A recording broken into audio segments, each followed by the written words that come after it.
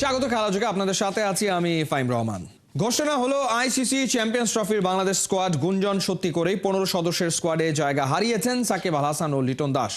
নাজমুল হোসেন শান্তকে অধিনায়ক করে দলে জায়গা পেয়েছেন 3 স্পিনার ও 4 পেসার। বিস্তারিত পার্থ বণিকের রিপোর্টে। 19 ফেব্রুয়ারি সেরাদের সেরা হবার হাতছানি, 8 দলের চড়াই উতরাই, 22 দিনে জমে উঠবে চ্যাম্পিয়ন্স ট্রফির ধুমধুমার সব লড়াই।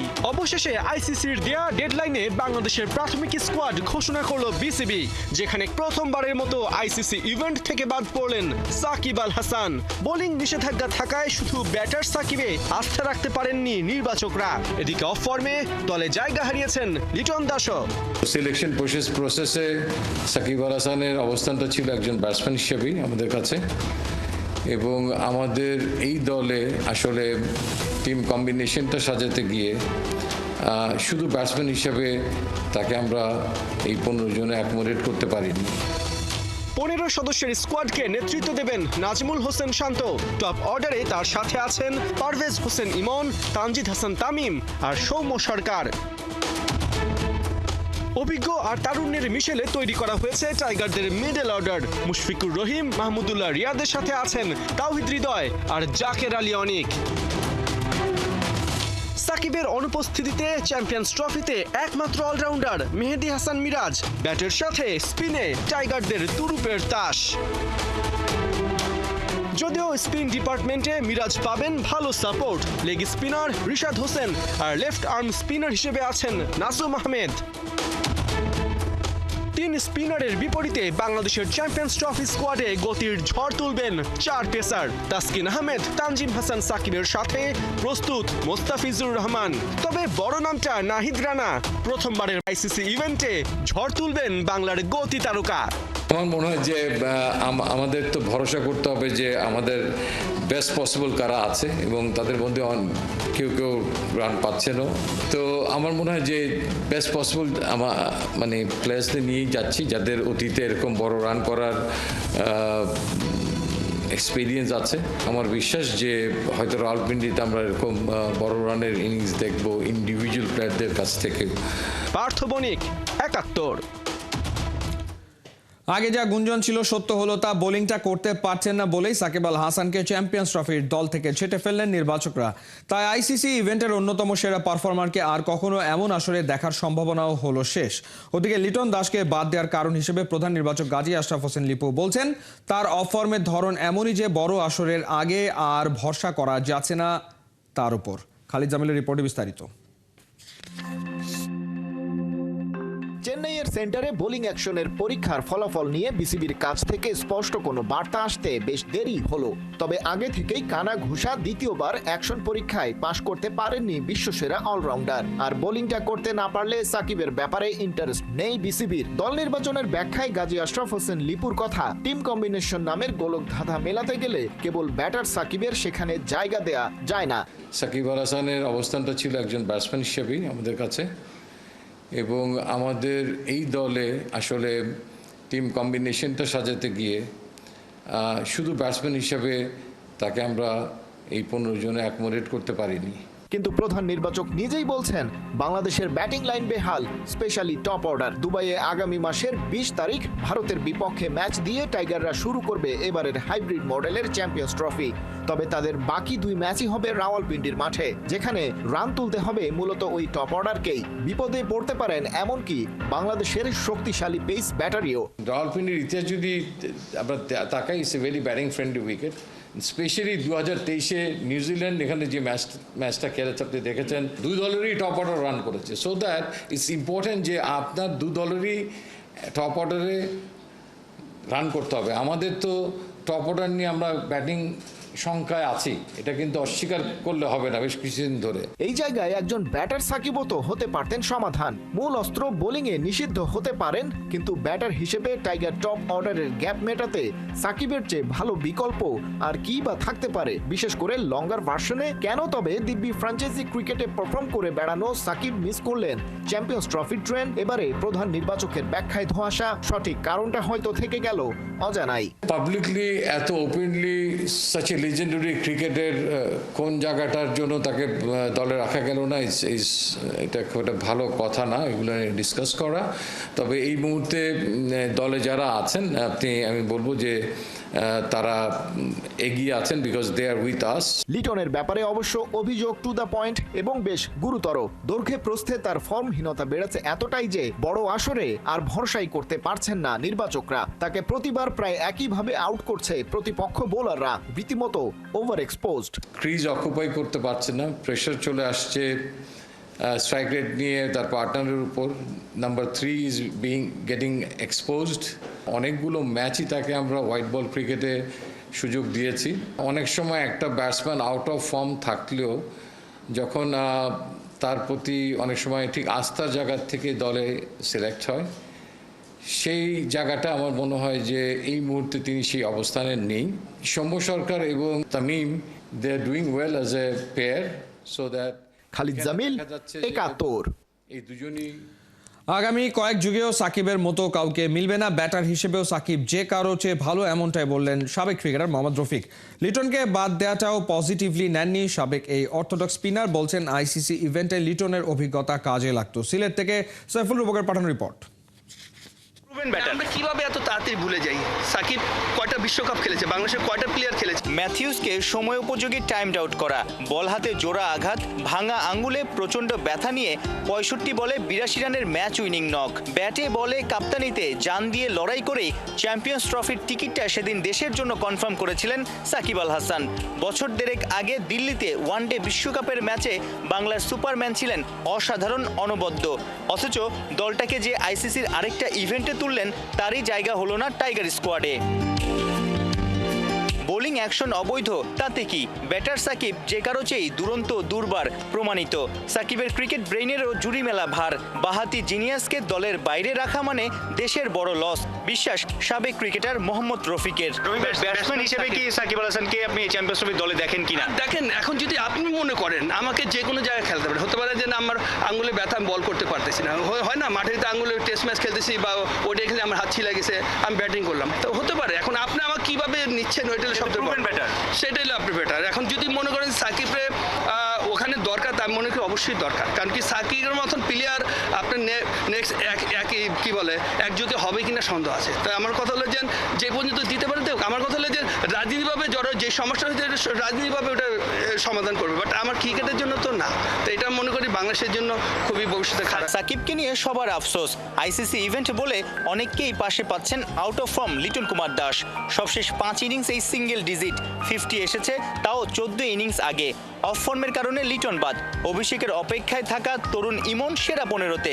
সেই জায়গায় কেন বিজয়কে চিন্তা করলো না সিলেকশন প্যানেল? বিশ্বকাপ লেভেলে কিন্তু এই লিটন দাস কিন্তু অনেক রান করেছে। তা আমার কথা লিটনের মতন প্লেয়ারটা আপনি যদি একবারে বাদ দিয়ে দেন, দেখা যাচ্ছে ওর মেন্টাল তো এমনি তো ডাউন, বাট আপনার দেখা যাচ্ছে আপনার গার্জিয়ান কাকে বলে? গার্জিয়ান আমার সময় যখন খারাপ যায় তখন আমার গার্জিয়ান আমার পাশে থাকবে। এখন দেখা যাচ্ছে ওর পাশে কেউ নাই। বিজয় ভেরি ব্যাড লাক। আমি যখন আবাহনী ক্যাপ্টেন ছিলাম তখন তো বিজয়কে আমি চিনি। ওর মতন ট্যালেন্ট প্লেয়ার আপনি খুবই কম পাবেন।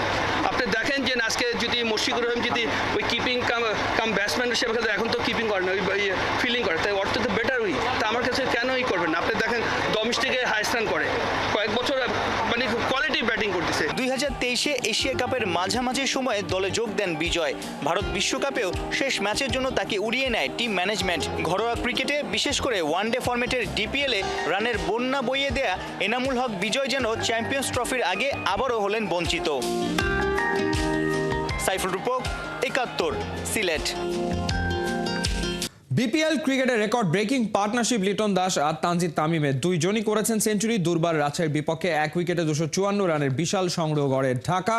জবাবে 105 রানে অল আউট রাজশাহী, 149 রানের বড় জয় পায় ঢাকা ক্যাপিটালস আসরে। এটাই তাদের প্রথম জয়। রহমান পেয়ারের রিপোর্ট। দেয়ালে ঠেকে গেছে পিঠ, চ্যাম্পিয়ন্স ট্রফির দলে হয়নি জায়গা। অফ ফর্মে থাকা লিটন ফর্মে ফিরেই নির্বাচকদের দিতে চায় বার্তা। কে জানে, হয়তো জাতীয় দলে জায়গা হারিয়ে ক্ষোভ ঝেড়েছেন দুর্বার রাজশাহীর বোলারদের ওপর। তাতে লাভটা অবশ্য বাংলাদেশের ক্রিকেটেরই হলো। সিলেটে লিটন স্ট্রোকের ফুল ঝুরি ছোটালো। তানজিদ তামিমও এদিন আগ্রাসী। সানজামুল ইসলামকে এক হাত নিয়েছেন তিনি। ইনিংসের পঞ্চম ওভারে হাঁকালেন 2টা বাউন্ডারি আর 2টা ওভার বাউন্ডারি। টুর্নামেন্টের মাঝ পথে এসে মোমেন্টাম খুঁজে পেয়েছে ঢাকা ক্যাপিটালস। টস হেরে ব্যাটিংয়ে নেমে পাওয়ার প্লেতে তুলেছে বিনা উইকেটে 59। 24 বলে লিটনের 50, এক একটা ছক্কায় কেড়েছেন নির্বাচকদের দৃষ্টি। দল থেকে বাদ পড়ার কয়েক ঘন্টা পরই জাতীয় দলের দরজায় নাড়ছেন কড়া। 10 ওভার শেষে বিনা উইকেটে 115 ঢাকার বোর্ডে। রাজশাহীর বোলাররা চোখে সরষে ফুল দেখেছে। 35 বলে তানজিদ তামিমের হাফ শতক। লিটন তামিম তৈরি করেছেন ঢাকার বড় সংগ্রহের পথ। লিটনের উত্তাল ব্যাটিংয়ে গরম হয়েছে শীতের সন্ধ্যা, ছড়িয়েছেন মুগ্ধতা। একেবারে সঠিক সময়ে লিটনের ক্যারিয়ারের প্রথম T20 century.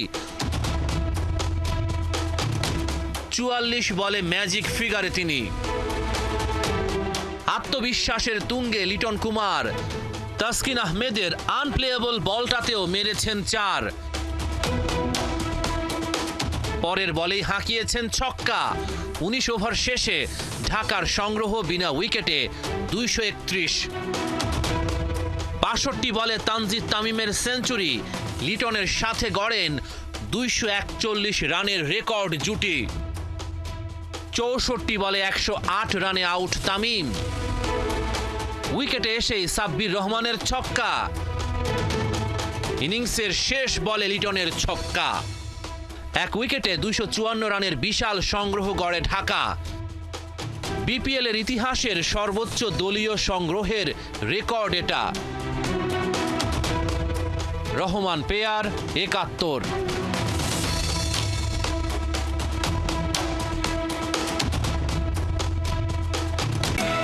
We are proud partner of defending champion Fortune Borisha. Legends, local heroes, foreign stars, all are glittering, powering a connected Bangladesh. BPL ফুটবলে সপ্তম রাউন্ডের খেলা শেষে পয়েন্ট টেবিলের শীর্ষে মোহামেডান আর আবাহনী। তবে দুই দলের মধ্যে 5 পয়েন্টের ব্যবধান। প্রথম লেগে বাকি আর 2টা করে ম্যাচ। পেশাদার লিগে দুর্দান্ত গতিতে ছুটছে মোহামেডান। টানা 7 ম্যাচ জিতে বাকিদের ধরাছোঁয়ার বাইরে সাদা কালোরা। সমান ম্যাচ খেলে 5 জয় 1 ড্র আর 1 হারে 16 পয়েন্ট নিয়ে 2-এ আবাহনী। আকাশী নীলদের থেকে 1 পয়েন্ট কম নিয়ে 3-এ রহমতগঞ্জ। বিপিএল পয়েন্ট টেবিলের টপ 5-এর বাকি দুই দল ব্রাদার্স ইউনিয়ন ও ডিফেন্ডিং চ্যাম্পিয়ন বসুন্ধরা কিংস।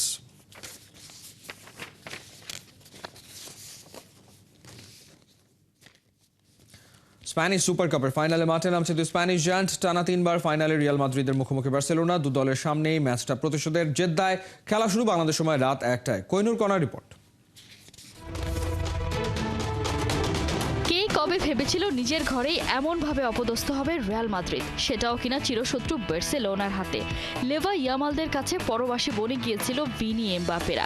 অক্টোবরের এপিক ক্লাসিকোতে বার্সার হাইল্যান্ড ডিফেন্সের ফাঁদে আটকে পড়ে সান্তিয়াগো বার্নাব্যু লিখতে পারেনি কোনো প্রত্যাবর্তনের গল্প।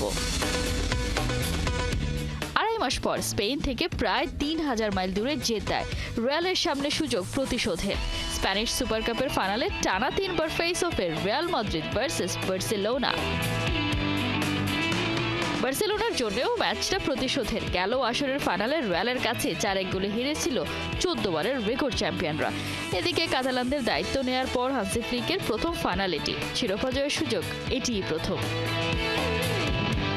মৌসুমের দারুণ শুরুর পর হঠাৎই ছন্দপতন হলো ব্লাউগ্রানাদের। বার্সেলোনা সব প্রতিযোগিতা মিলিয়ে তাদের সব শেষ 11 ম্যাচের 4টিতে হেরেছে, ড্র করেছে 2 ম্যাচে। দুদলের হেড টু হেডে রিয়াল মাদ্রিদ খানিকটা আপার হ্যান্ডে। এখনো পর্যন্ত দুদলের 258 লড়াইয়ে রিয়ালের 105 জয়ের বিপরীতে বার্সার জয় 101 ম্যাচে। তবে সব প্রতিযোগিতা মিলিয়ে দুদলের শেষ 2 ম্যাচে জয় পেয়েছে বার্সেলোনা। লা লিগায় 19 ম্যাচে বার্সা গোল করেছে 51টি। এদিকে সব প্রতিযোগিতা মিলিয়ে শেষ 8 ম্যাচ জিতেছে রিয়াল মাদ্রিদ। বিগ ম্যাচে 4-2-3-1-এ কৌশল সাজাতে পারেন হান্সি ফ্লিক। দলে নেই নতুন ইনজুরির খবর। ফর্মে আছেন লামিন ইয়ামাল, রাফিনিয়া, লেভানডস্কি। এদিকে এক মাসেরও কম সময়ের ব্যবধানে দ্বিতীয় ফাইনাল খেলতে নামছে রিয়াল মাদ্রিদ। গেল মাসে মেক্সিকান দল পাচুকাকে 3-0 গোলে হারিয়ে ফিফা ইন্টারকন্টিনেন্টাল কাপ জিতে নেয় কার্লো আনচেলত্তির শিষ্যরা। সেই অনুপ্রেরণার সাথে লস ব্লাঙ্কোস খুঁজে পেয়েছে হারানো মোমেন্টাম। লিগে সবাইকে টপকে জায়গা করে নিয়েছে মগডালে। মেগা ফাইনালের জন্য প্রস্তুত জুড বেলিংহাম, এমবাপে, ভিনিসিয়াস জুনিয়ররা। এখনও শঙ্কা কাটেনি লুকা মদ্রিচকে নিয়ে। মিলিতাও কারভাহাল আছেন সাইডলাইনে। তবে বিগ ম্যাচে বাড়তি নজর থাকছে কিলিয়ান এমবাপের দিকে। ক্যারিয়ারের প্রথম এল ক্লাসিকোতে বার্সার অফসাইডের গেরো থেকেই বেরোতে পারেননি ফরাসি সুপারস্টার। সেই হতাশা কাটিয়ে এবারে জ্বলে ওঠার পালা। মৌসুমের রিয়ালের হয়ে এখনো পর্যন্ত 14 গোল করা এমবাপে। সুপার কাপের সুপার স্পেশাল ফাইনালে কে হবেন সুপার হিরো? রাফিনিয়া নাকি ভিনিসিয়াস? এমবাপে নাকি লেভানডস্কি? আজও কি ক্লিক করবে হান্সি ফ্লিকের ফাঁদ? কার্লো আনচেলত্তি কিভাবে করবে ওভারকাম? কোহিনুর কণা, ৭১। চলছে খেলাযোগ সরাসরি সংবাদ অনুষ্ঠান দেখতে চোখ রাখুন ৭১ ফেসবুক পেজ এবং সাবস্ক্রাইব করুন ৭১ ইউটিউব চ্যানেল। ৭১-এর সাথেই থাকুন।